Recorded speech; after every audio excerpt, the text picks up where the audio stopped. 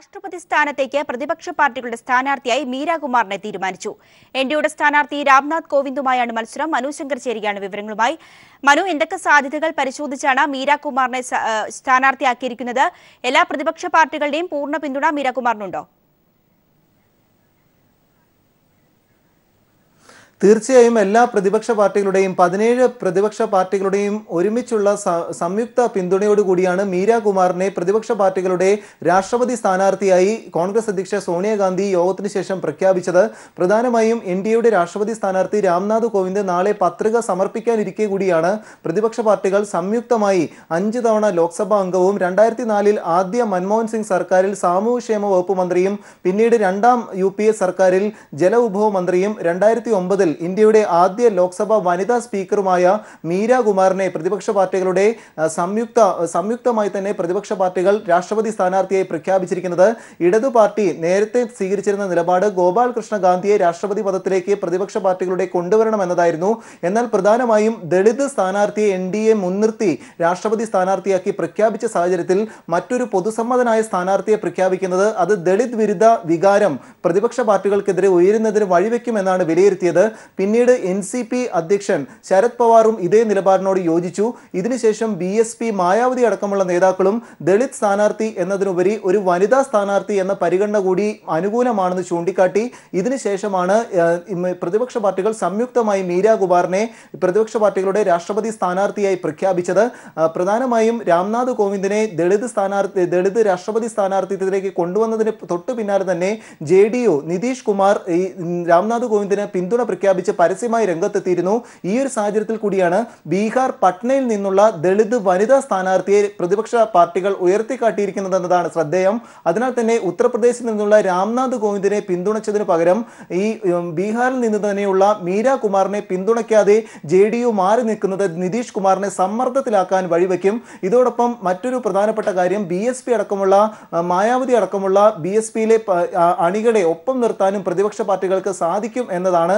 എന്തായാലും നിലവിലെ സാഹചര്യത്തിൽ ഈ 17 പ്രതിപക്ഷ പാർട്ടികളും സംയുക്തമായാണ് ഈ മീര കുമാറിന്റെ പേര് നിർദ്ദേശിച്ചത്. അവസാന ലാപ്പിൽ 3 പേരുകളാണ് പരിഗണിച്ചിരുന്നത്. മീര കുമാർ, അതോടൊപ്പം പ്രകാശ് അംബേദ്കർ, കൂടാതെ പ്രമുഖ മറ്റൊരു പാർലമെന്റ് അംഗം കൂടിയായ നേതാവിനെ കൂടിയാണ് പരിഗണിച്ചത്. ഈ 3 പേരുകളും സജീവമായി പരിഗണിച്ചാണ് അവസാനം മീര കുമാറിന്റെ പേര് പ്രതിപക്ഷ പാർട്ടികൾ നിർദ്ദേശിച്ചത്.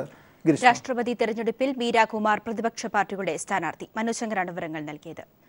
മറ്റു വാർത്തകളിലേക്ക്. കോഴിക്കോട് കർഷകൻ ആത്മഹത്യ ചെയ്ത സംഭവം അതീവ ഗൌരവതരമെന്ന് റവന്യൂ മന്ത്രി E. ചന്ദ്രശേഖരൻ.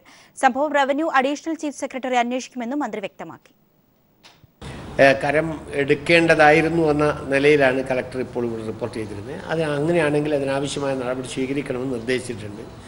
അതിന് ഉത്തരവാദിയായ വില്ലേജ് അസിസ്റ്റന്റിനെ ഇപ്പോൾ സസ്പെൻഡ് ചെയ്യുന്നതിനുള്ള നിർദ്ദേശം കൊടുത്ത് സസ്പെൻഡ് ചെയ്തിട്ടുണ്ട്. കോഴിക്കോട് കർഷകൻ ആത്മഹത്യ ചെയ്ത സംഭവത്തിൽ കുറ്റക്കാരായ ഉദ്യോഗസ്ഥരെ സർക്കാർ സംരക്ഷിക്കില്ലെന്ന് മന്ത്രി M. മണി ചെമ്പനോട് വില്ലേജ് ഓഫീസ് സന്ദർശിച്ച ശേഷം സംസാരിക്കുകയായിരുന്നു അദ്ദേഹം. ഗവൺമെൻറ് റിപ്പോർട്ട് കൊടുക്കാം. റവന്യൂ മന്ത്രിയുമായും അദ്ദേഹം ബന്ധപ്പെട്ടിട്ടുണ്ട്. ആ നിലയിൽ ഒരു കാര്യം ഇതിൽ വീഴ്ച വരുത്തിയ ഉദ്യോഗസ്ഥന്മാരുടെ പേരിൽ കർശനമായ നിലപാടുകൾ എടുക്കണമെന്ന് തന്നെയാണ് ഗവൺമെൻറ്റിൻ്റെ ചിന്ത. അതാണ് ഞാൻ ഇത് സംബന്ധിച്ച് ഗവൺമെൻറ്റിന് ഇവിടുത്തെ വസ്തുതകൾ ബോധ്യപ്പെടുത്തുകയും അതിൻ്റെ അടിസ്ഥാനത്തിൽ ഉചിതവും ശരിയുമായ തീരുമാനം ഈ കുടുംബത്തിനോട് അങ്ങേയറ്റം സഹാനുഭൂതിയോടുകൂടിയുള്ള നിലപാടെടുക്കും. പരിസ്ഥിതിവാദികളെ മൌലികവാദികളെന്ന് പറയുന്നത് ശരിയല്ലെന്ന് CPI സംസ്ഥാന സെക്രട്ടറി കാനം രാജേന്ദ്രൻ. വികസനത്തിന്റെ പേരിൽ വികസന മൌലികവാദം തെറ്റാണെന്നും വികസനത്തിന് വേണ്ടി മനുഷ്യനെതിരായ വികസനം പാടില്ലെന്നും കാനം പറഞ്ഞു. ജോയിന്റ് കൌൺസിൽ സംഘടിപ്പിച്ച നവകേരള സംഗമം ഉദ്ഘാടനം ചെയ്യുകയായിരുന്നു അദ്ദേഹം. പരിസ്ഥിതി പ്രവർത്തകരെ ഒക്കെ പ്രകൃതി സംരക്ഷിക്കപ്പെടണം എന്ന് പറയുന്നവരെ മൗലികവാദികളായി മുദ്ര കുത്താറുണ്ട്. പരിസ്ഥിതി മൗലികവാദികളായി ഒരിക്കലും നമുക്ക് തീരാൻ കഴിയുകയില്ല.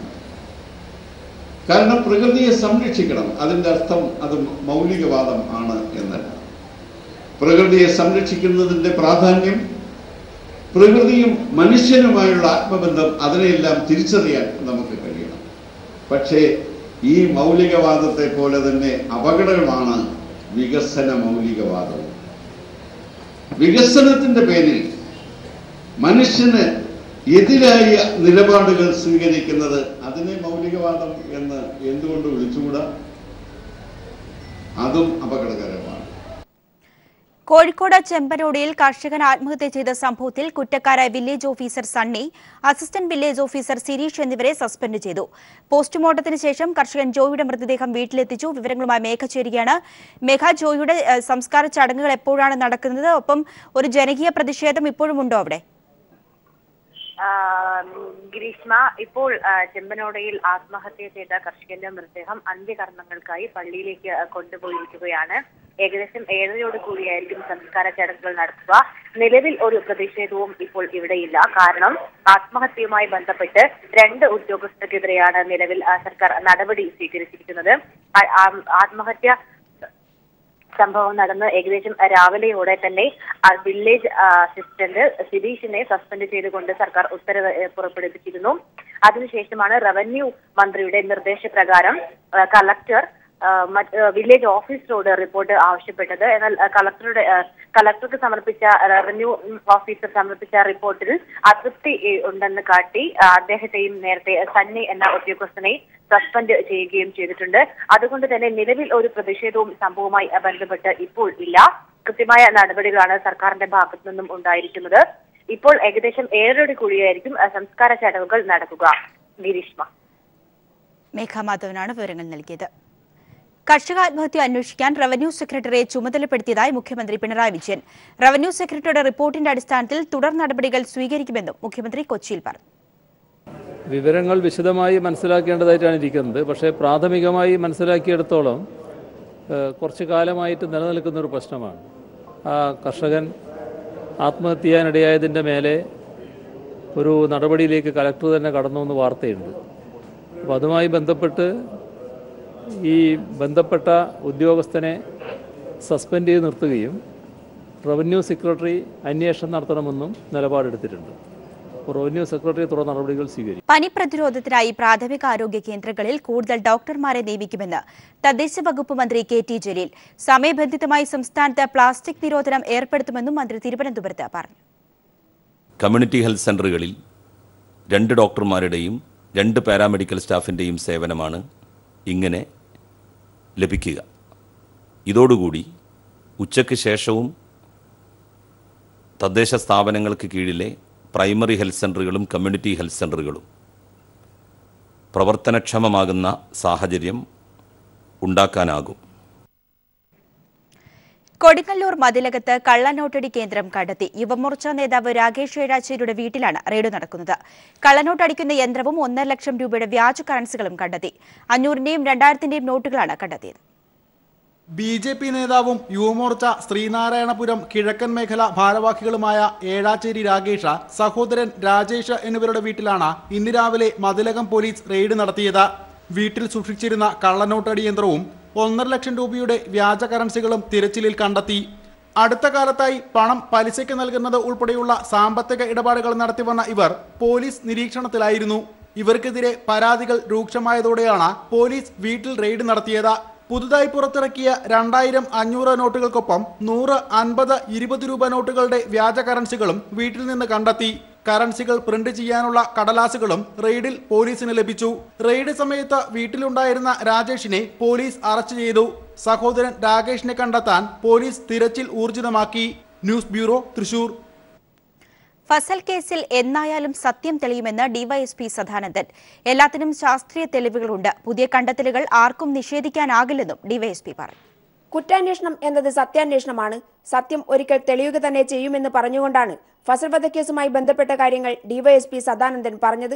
എല്ലാ ശാസ്ത്രീയമായ തെളിവുകളുടെയും അടിസ്ഥാനത്തിൽ ഇപ്പോൾ ഞങ്ങൾ കണ്ടെത്തിയ കാര്യം തന്നെയാണ് അതിന്റെ സത്യം എന്നുള്ളത് നിസ്സംശയം പുറത്തു വരുമെന്നുള്ള കാര്യത്തിൽ ഒരു സംശയവും നൽകാറില്ല. പോലീസ് അസോസിയേഷൻ ജില്ലാ സമ്മേളനത്തിലാണ് അദ്ദേഹം ഇക്കാര്യങ്ങൾ തുറന്നു പറഞ്ഞത്. കേസുമായി ബന്ധപ്പെട്ട് രാഷ്ട്രീയ നേതാക്കൾ പോലീസ് ഉദ്യോഗസ്ഥരെ അധിക്ഷേപിച്ച് വ്യക്തിപരമായ ആക്ഷേപം നടത്തുകയാണ്. നിയമപരമായി മറുപടി പറയാൻ അവകാശമില്ലാത്തതിനാൽ കെട്ടിയിട്ടടിക്കാമെന്ന് പലരും കരുതുകയാണെന്നും അദ്ദേഹം പറഞ്ഞു. സംഘടിതമായി ചില രാഷ്ട്രീയ പ്രസ്ഥാനത്തിന്റെ ലേവലിൽ കേരളത്തിൽ അങ്ങോളം പോലീസ് ഉദ്യോഗസ്ഥന്മാർക്കെതിരെ കൊലവിളി നടത്തിക്കൊണ്ട് അധിക്ഷേപിച്ചുകൊണ്ട് വ്യക്തിപരമായിട്ടുള്ള ആരോപണങ്ങൾ ഉന്നയിക്കുമ്പോൾ അപ്പോൾ ഈ പറയുന്ന ഓരോ കാര്യങ്ങൾക്കും അതേ പ്ലാറ്റ്ഫോമിൽ കയറി മറുപടി പറയാൻ നിയമപരമായിട്ട് അവകാശമില്ലാത്ത ഒരു വിഭാഗത്തെ കെട്ടിയിട്ടടിക്കാമെന്ന് നിങ്ങൾ കരുതരുത്. നീതിന്യായ വ്യവസ്ഥയുടെ ആണിക്കല്ലിളക്കുന്ന സംഭവമാണ് ഫസൽ കേസ്. തൂക്കുകയർ പോലും കിട്ടാവുന്നതാണ് കണ്ടെത്തലുകളെന്നും അദ്ദേഹം പറഞ്ഞു. തെളിവില്ല എന്ന് മാത്രം പറയരുത്, തൂക്കുകയർ വിധിക്കാനുള്ള തെളിവാ കേസ്.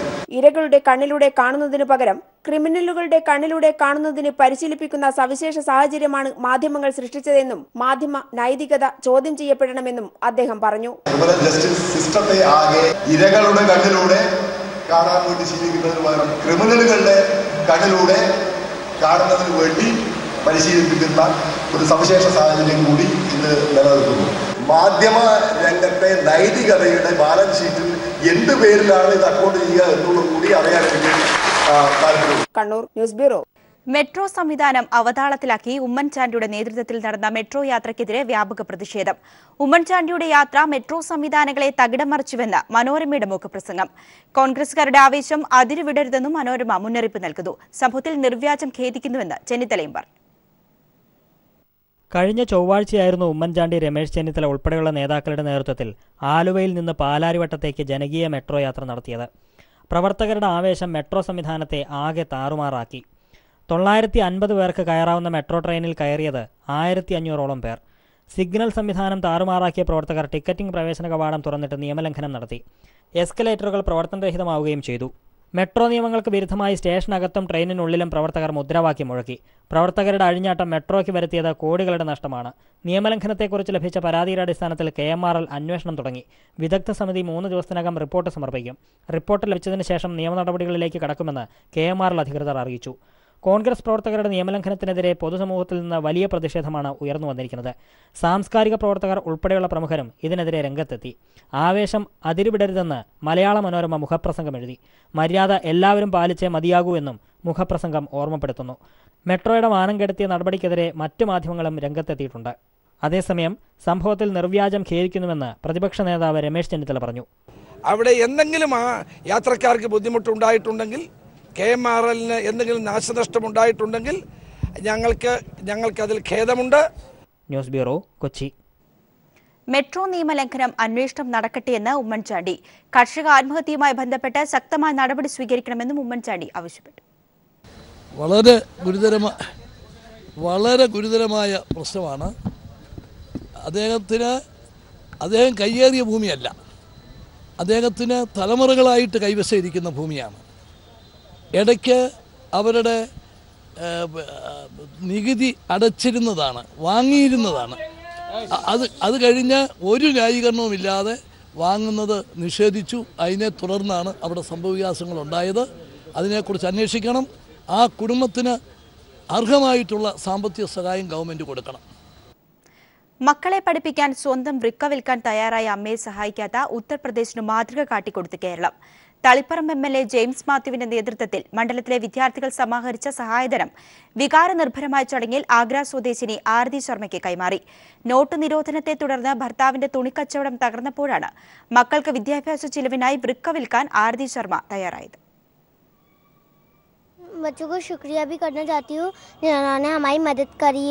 ഹൃദയത്തിൽ നിന്നുള്ള ഈ നന്ദി വാക്കുകൾ ഈ കുരുന്നിന് കേട്ടറിവ് മാത്രമുള്ള കേരളത്തിലെ തളിപ്പറമ്പ് എന്ന പ്രദേശത്തെ കുട്ടികളോടാണ്. പാതിവഴിയിൽ ഉപേക്ഷിക്കേണ്ടി വരുമായിരുന്ന പഠനം തുടരാൻ കൈത്താങ്ങായവരോട്. നോട്ട് നിരോധനം മൂലം ഭർത്താവിന്റെ തുണിക്കച്ചവടം തകർന്നപ്പോൾ ആരതി ശർമ്മയുടെ കുടുംബം ദുരിതത്തിലായി. പഠിക്കാൻ മിടുക്കരായ 4 കുട്ടികളുടെ തുടർ പഠനത്തിന് പണം കണ്ടെത്താൻ സ്വന്തം വൃക്ക വിൽക്കാനുള്ള സന്നദ്ധത സോഷ്യൽ മീഡിയ വഴി പുറം ലോകത്തെ അറിയിച്ചു. മാധ്യമ വാർത്തകൾ ശ്രദ്ധയിൽപ്പെട്ടപ്പോഴാണ് തളിപ്പറമ്പ് MLA ജെയിംസ് മാത്യുവിന്റെ ഇടപെടലുണ്ടായത്. ആരതി ശർമ്മയുടെ കുട്ടികളെ പഠിപ്പിക്കാൻ തളിപ്പറമ്പിലെ സ്കൂൾ വിദ്യാർത്ഥികളും അധ്യാപകരും ജെയിംസ് മാത്യു MLAക്കൊപ്പം നിന്നു. മണ്ഡലത്തിലെ 115 സ്കൂളുകളിൽ കാരുണ്യപ്പെട്ടികൾ സ്ഥാപിച്ച് ഒരു ദിവസം കൊണ്ട് സമാഹരിച്ചത് 2,05,000 രൂപ. കുട്ടികൾ സമാഹരിച്ച സഹായധനം ഉത്തർപ്രദേശിലെ ആഗ്രയിലെത്തി അധ്യാപകരായ MV ജനാർദ്ദനനും VV രവീന്ദ്രനും ദില്ലിയിലെ മലയാളി സാംസ്കാരിക സംഘടനയായ ജനസംസ്കൃതിയുടെ പ്രവർത്തകരും ചേർന്ന് കൈമാറി.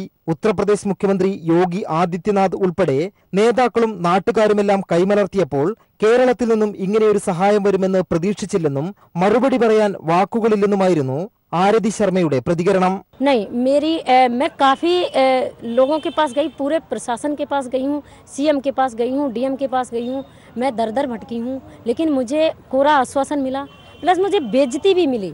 ये केरल से पहले लोग आए हैं जिन्होंने मुझे इतनी बड़ी धनराशि दी है, मदद की है मेरी। मैं उनका बहुत बहुत दिल से धन्यवाद करती हूँ। കുട്ടികളുടെ തുടർ പഠനവും കുടുംബത്തിന്റെ സംരക്ഷണവും കൂടിയാണ് തളിപ്പറമ്പ് ഏറ്റെടുത്തിരിക്കുന്നതെന്ന് അധ്യാപകർ പറഞ്ഞു. ഉന്നത വിദ്യാഭ്യാസത്തിന് അവരെത്രത്തോളം പഠിക്കുമോ അതിന് വേണ്ടുന്ന സൗകര്യം കേരളം ചെയ്തു കൊടുക്കും. തളിപ്പറമ്പ് മണ്ഡലത്തിൽ അതിനുള്ള സൗകര്യങ്ങൾ നമ്മൾ ഒരുക്കി കൊടുക്കുമെന്നാണ് MLA പറഞ്ഞിട്ടുള്ളത്. ഭാവിയിലും ഇത്തരം നല്ല പ്രവർത്തനങ്ങൾ ഏറ്റെടുക്കാൻ സദാ ജാഗ്രതയോടുകൂടി ആ പ്രദേശത്തെ നല്ലവരായ ജനങ്ങളും നമ്മുടെ ജനപ്രതിനിധി MLAയുടെ നേതൃത്വത്തിൽ അണിനിരന്നിട്ടുണ്ട് എന്നുള്ളതാണ് സൂചിപ്പിക്കാൻ. മനുഷ്യസ്നേഹത്തിന്റെയും മാനവികതയുടെയും മഹാമാതൃകയായി രാജ്യത്തിന് തന്നെ അഭിമാനമായിരിക്കുകയാണ് തളിപ്പറമ്പ് എന്ന ദേശവും അവിടുത്തെ ജനപ്രതിനിധി ജെയിംസ് മാത്യു MLAയും. ആഗ്രയിൽ നിന്നും ക്യാമറാമാൻ രാജീവ് കണ്ണാടിക്കൊപ്പം M. സന്തോഷ്.